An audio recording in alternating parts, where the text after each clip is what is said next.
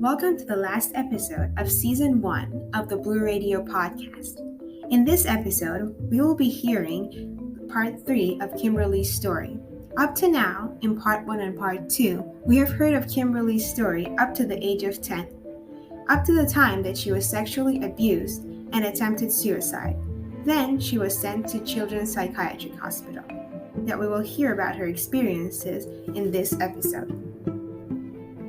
Lastly, I would like to, before diving into Kimberly's story, dedicate this episode to anyone who could not speak up about their abuse. If you're out there listening, I want you to know that whether you were afraid of your abusers or afraid of the label that society gives you, I stand with you. I won't judge you. I know that it wasn't your fault. I hope one day you can talk about it. More importantly, I hope one day you will find the right person and right platform to talk about it, that it actually will be healing for you. I hope one day it won't be a burden for you anymore. Well, she smelt the melting material, and the next day I was in a psychiatric hospital for children. And I was there for a long time, and they did a lot of tests on me, and my mother started telling them about all of these things that I was doing that I really wasn't doing at home, like I was having violent outbursts, and I was doing bad, horrible things, and I was hurting her on purpose, and I was violent towards people and probably animals, and just all these things. She was just saying all this stuff about me because she was on this new kick all of a sudden to get diagnoses for me, because I guess shortly before or shortly after I was labeled, it would be after I was labeled with the learning disabilities and the hyperactivity.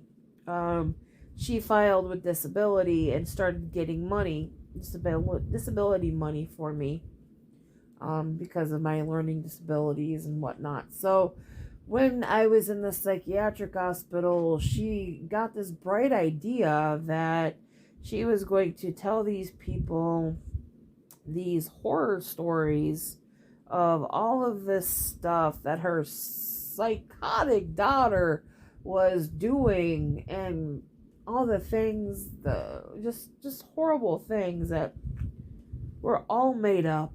And so I was being tested for a gamut of psychological issues, and I was given so many diagnoses for so many different things, and I was put on so many different medications, and all of it, honest to God, all of it was trauma. It was all trauma. But they weren't being told that I was being abused at home, and I wasn't telling them I was being abused at home because my mother had them believing so wholeheartedly that everything I said was a lie. Everything. Nothing truthful came out of my mouth. So anything that I told them would be a lie, would be a story, would be a way for attention. So I knew that telling them the truth, they wouldn't hear it anyway. So I didn't tell them that I was being abused, and I just let whatever they said happen, because there was no point in arguing, because the psychiatrist I had, I started seeing a psychiatrist shortly before I was 10, because of, honestly, I don't remember. The school wanted me to see a psychiatrist because they wanted to rule out something as to why my schoolwork suffered and why I was such a bad student, and I wouldn't sit in my seat, and I wouldn't do my work, and I wouldn't focus on the teacher, and I was too busy showing my underpants to the boys and doing all these weird things, and so they wanted to rule some things out, and that was when she told my first psychologist or psychiatrist, whatever he was, that anything that I would have to say would be a lie. So when I was telling him everything that had actually happened to me and why I was acting out and why I was doing what I was doing, he told me that I needed to stop lying to him and tell him the truth. And I was so confused because I was telling him the truth and I wasn't lying to him, but he was convinced that I was because of what she had told him. And so by the time I went to my next psychiatrist after I was released from the psychiatric hospital, and my mom had told him everything that she had told all the others, that I like to tell stories, and that my story of this horrific abuse that I like to tell people was all lies and completely made up, and it was all done just to hurt her and make her look bad. So he would go back and he would tell her everything that I said. Oh, and my stepfather. He would tell them both everything that I had said. Everything about what they had done to me. Because I figured, well, I wasn't going to get believed anyway, so I might as well just talk about it, because I needed to talk about it, because this stuff was happening to me and I didn't know what to do about it. So as I'm telling him the truth, he thinks I'm telling him lies. So he goes back and he tells my mom and stepfather, this stuff, all the lies that I'm saying. And then I get home and I get beaten because I'm telling the truth, and they know I'm telling the truth. And so I get beaten because I'm telling the truth, and they don't want to get caught. And they're telling me to keep my mouth shut and don't say things about what's going on at home. And then the next time I go to therapy with them, I don't say anything at all. And for several sessions, I say nothing. I just sit there and stare. And then he tells them that I'm not saying anything. I'm not talking about a damn thing. Not a thing. Then I get home and I get beaten because I'm wasting time and money not saying anything. And so, what am I supposed to do? I can't talk about the truth. Why do I want to lie? I mean, there's nothing to lie about. What am I going to say? My life is great. It's full of happiness and sunshine and unicorn farts shooting rainbows. I mean, what am I supposed to do? This experience led Kimberly to start a self harming habit that continued well into her adulthood. Anyway, all of this developed my self-harming uh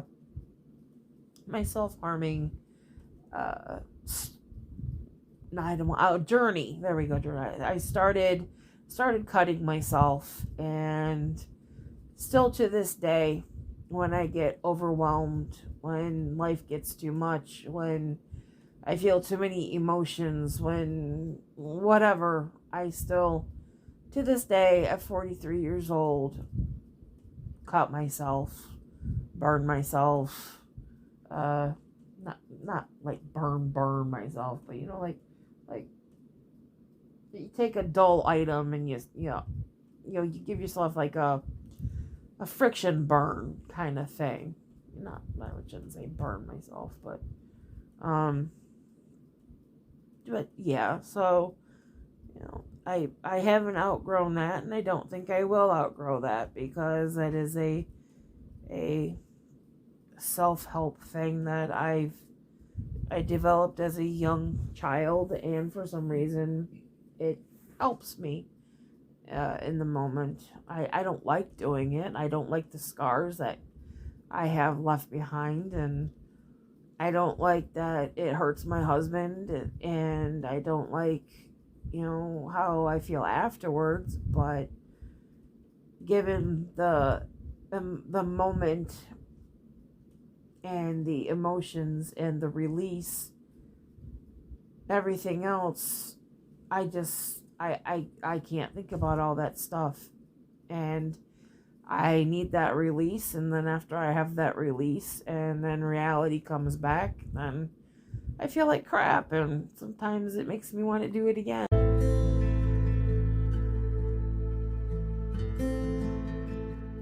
At the age of 12, Kimberly had the opportunity to stand before a judge in order to leave her mother and go live with her father. Even though Kimberly's mother was abusive and there was enough evidence and testimonies that she had been abusive towards her children, the law at that time was not on Kimberly's side. So, she had to work hard to convince the judge for her to be able to leave her mother and go live with her father. She was successful in doing so. However, her father was expecting her brother and was prepared for the arrival of her brother to come and live with him and his wife, being Kimberly's stepmother. And he was evidently disappointed that Kimberly was living with him instead of her brother, and Kimberly witnessed that. So she wasn't able to develop the relationship that she had hoped to develop with her father. I've never had a relationship with my father that I wish to God that I had. My father is a great guy, and I love him so much. And yeah, I love him so much, and I always wanted to be daddy's girl, daddy's little princess, whatever. I just want to matter to my dad, and I just don't think that I ever have or I ever will. But I knew I couldn't be with my mother anymore. I even told the judge that if he didn't let me go live with my dad, that I would run away and no one would find me again, or I would try to kill myself again, and this time I would succeed, and it would be his fault for not letting me live with a person who wasn't going to hurt me every day. And thankfully, he wasn't going to. Take me away from my mom, because they didn't do that back then. It was mother keeps children, because that's just the way it is. And they weren't going to let me go live with my dad and stepmom because, well, he was my dad, and they just didn't break up children from their mother. But so it took me literally telling him that he would be the reason that I would end up being dead if he made me go back to live with my mom. He decided to let me get to live with my father.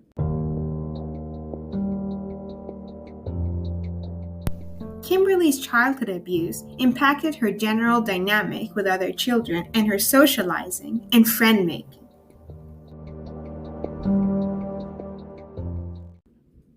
My best friend, and the only friend that I had, because children my age didn't like me because I was weird and I had Goodwill clothes that didn't fit, and I had a horrible hand chopped haircut from my mother's drunken rage one night. She butchered my hair, and so kids my age didn't like me. School was a nightmare. I was bullied every freaking day. Just bullied. And even my teachers bullied me. And so kids my age didn't like me. I had no friends my age. So my best friend, when I was 12 years old, was, let's see, she was probably 7 or 8 years old. And she was my best friend, my absolutely best friend. And it was because she didn't understand the abuse that was going on at my house. She didn't understand that she needed to be afraid of my stepfather, or that my life wasn't normal like hers was. Mostly because I kept her away from my house, especially if my stepfather was going to be there. If he wasn't going to be home overnight, then she'd spend the night at my house, and we'd have fun. Or, I'd spend the night at her house if he was going to be there, of course. And I mean, we got along and we had fun with each other. And even though I was still playing Barbies past the age that was appropriate for me, it felt fine, because I liked being in the pretend world, because in my pretend world, nobody was hurting me, and life could be what I wanted it to be.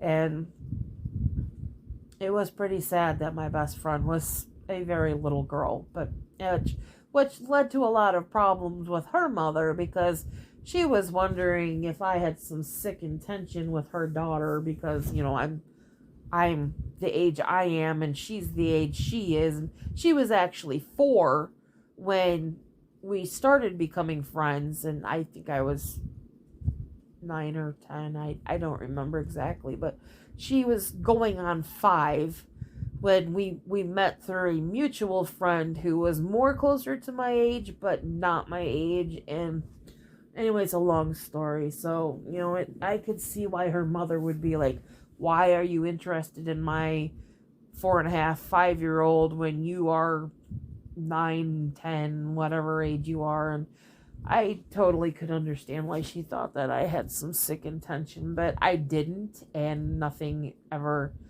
like that ever happened. And it was simply, she was a friend, I needed a friend, and we played Barbies and we played babies, which was, we both had our own dolls, and it was like a version of House, but we didn't have daddies or husbands. It was just the two of us had our own baby dolls, so it was like our version of House. In her teenage years, Kimberly entered an abusive relationship with a boy that her family did not approve of, and she believes that her experience of childhood abuse could have impacted her to be drawn into such relationships. Is a normalcy in your life when you're brought up in that, so that when that is gone, you literally spend every day waiting for the other shoe to drop, because you're living on eggshells, and you're waiting, because you live your life in the fight or flight continuum. You're ready to act at any second because your life depends on it. And when that all of a sudden stops, you don't know what to do with yourself. You literally don't. So you just literally sit there on eggshells waiting for the next shoe to drop, the next thing you have to react to. And when that doesn't come, it's very uncomfortable, and it produces anxiety in a different way.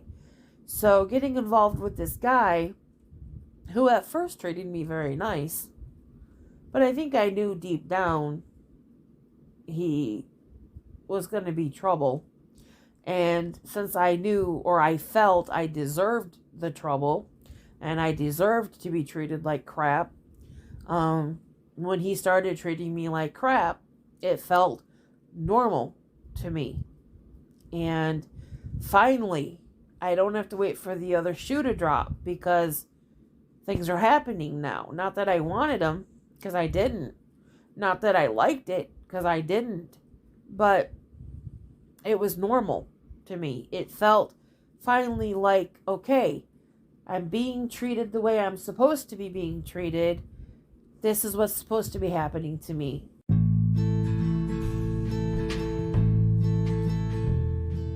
After ending the abusive relationship she was in, Kimberly went to live with a friend. And through that friend, she met the man who is now her husband. With her now husband, they started off as friends.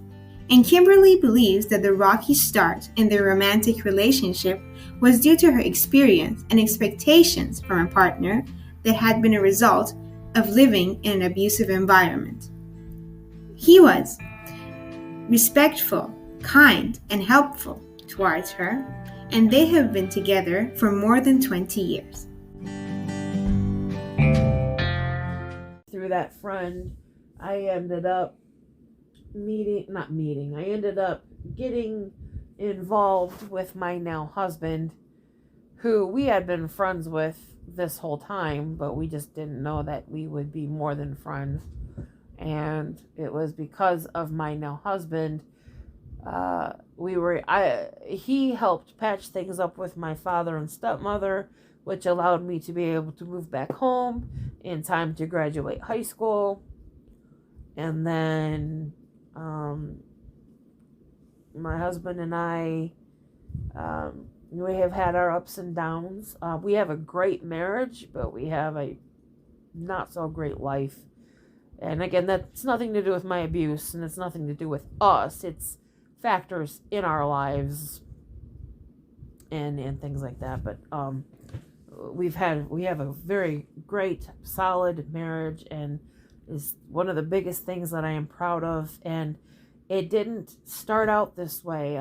We started out with breaking up, going out, because he treated me so good in the beginning, and still now, but in the beginning, when I broke up with my ex, who was raping me and treating me like crap, and then I started going out with my best friend, who treated me like a queen, and never forced anything that I didn't want, never hurt me in any way, always tried to build me up, always tried to make me see my worth, always, he was and is literally my saving grace. Finally, at some point, through all the breakups and going out and breakup and going out, and we even got engaged, and then the day before our marriage, or our wedding, I called off the whole thing because I just couldn't be with a guy that was going to treat me so wonderfully, because I didn't deserve it. And when he didn't leave me after that, and he wasn't mad at me after that, my family was mad at me. Everybody hated me for a while there because of all the money that I wasted and all the problems that I caused, because I called off the wedding literally the day before, when everybody had already flown into town and all that fun stuff. He stuck by my side, and a year later we actually ended up officially getting married, and we've been married ever since, 21 years now, and we've been together 24 years, I think, altogether.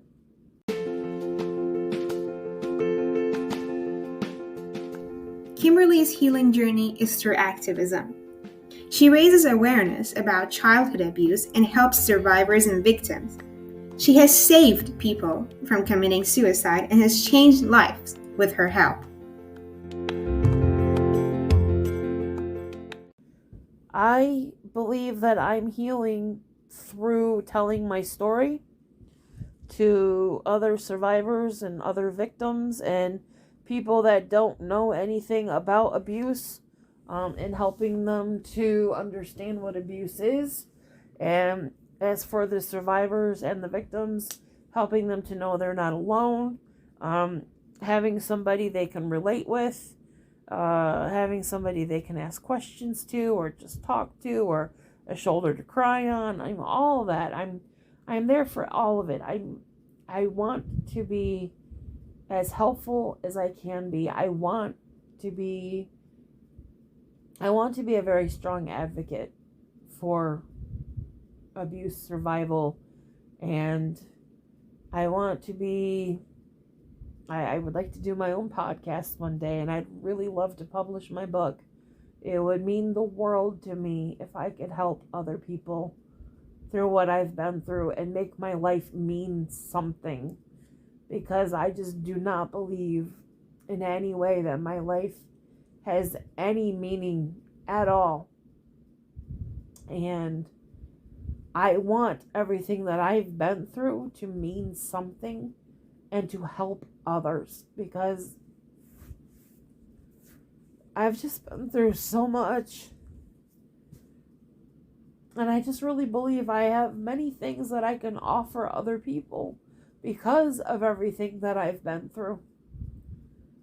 And Now we will hear Kimberly's insights on abuse and some future plans she has. everybody's abuse is bad. Nobody should be abused. Nobody should go through any type of abuse. And everybody's abuse is bad, no matter what it is. No matter what it is.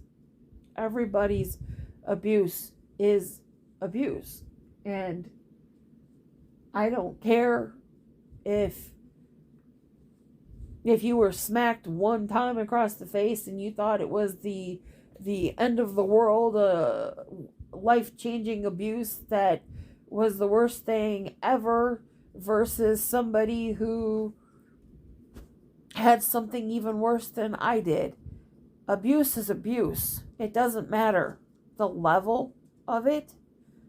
If you've been abused, you've been abused. And it should all be treated with compassion and love and care and kindness and respect. And everybody deserves to have somebody to hear them and believe them and care and help. And that's what I want to do. I want to help those people out there that need help. I want to give them back a voice. I found my voice with the presentations and my ability to share my story because I started talking about it to high school kids and college psychology students. And through that, I found my strength to be able to talk about and share my life and my history. And I want to do more. It's important to me to do more. I greatly admire Kimberly's resilience. She is using the pain and trauma that she went through to help make the world a better place, and she's empowering survivors and victims. I also admire her courage to come and share this story with us today. What I learned from Kimberly's story is that childhood abuse has different impacts on various aspects of one's life. It can show itself in how a child acts in school, as Kimberly describes, in friendships and relationships, as a person who is in the society and who is living around many other people and has interactions with colleagues, friends, and family members. All we have to do is observe. And if the survivor is vocal about their experiences and wants to talk, listen. I will end this podcast with a quote from S. Kelly Harrell. Often, it isn't the initiating trauma that creates seemingly unsurmountable pain, but the lack of support after. Thank you for listening to the first episode of the Blue Radio.